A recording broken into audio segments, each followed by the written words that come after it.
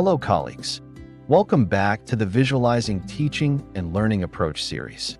In this lesson, we are going to talk about an effective approach to teaching life events or routines to young learners in the elementary classroom. This approach is called sequencing cards. So let's get started. Hi there. Today we are going to learn how we can use sequencing cards to teach life events or routines.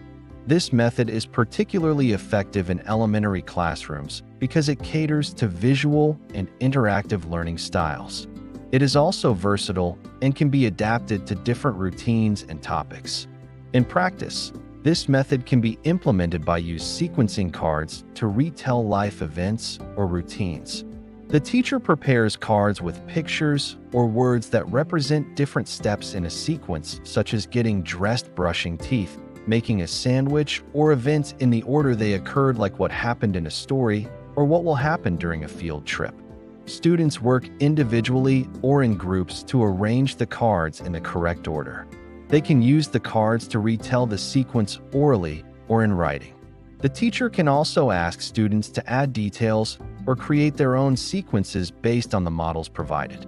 To prepare for this activity, teachers should consider several things.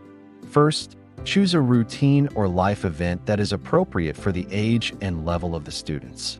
Ensure that the sequence has a clear beginning, middle, and end, and that each step is logical and easy to understand. Second, gather materials such as construction paper, markers, scissors, and glue.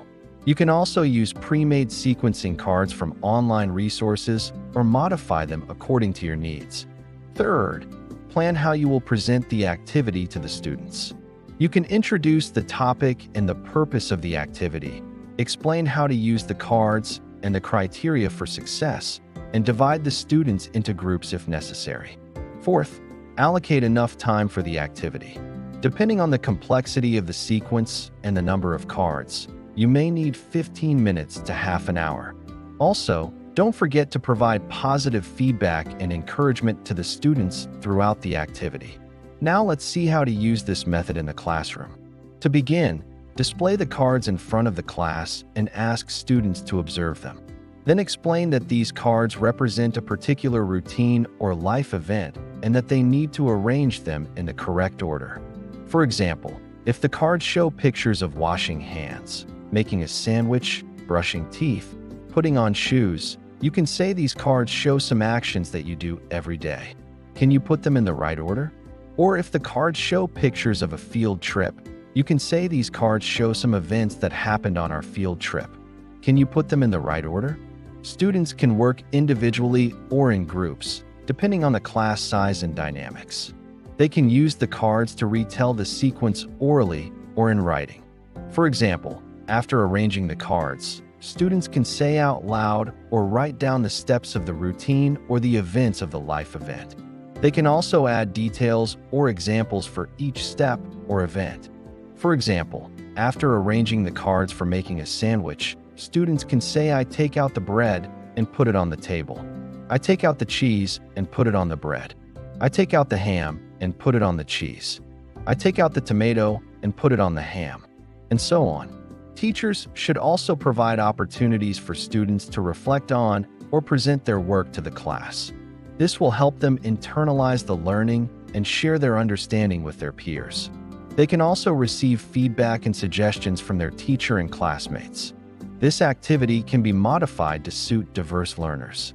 For example, for students who need additional support, teachers can provide them with more guidance and assistance, simpler cards, and smaller groups or partners.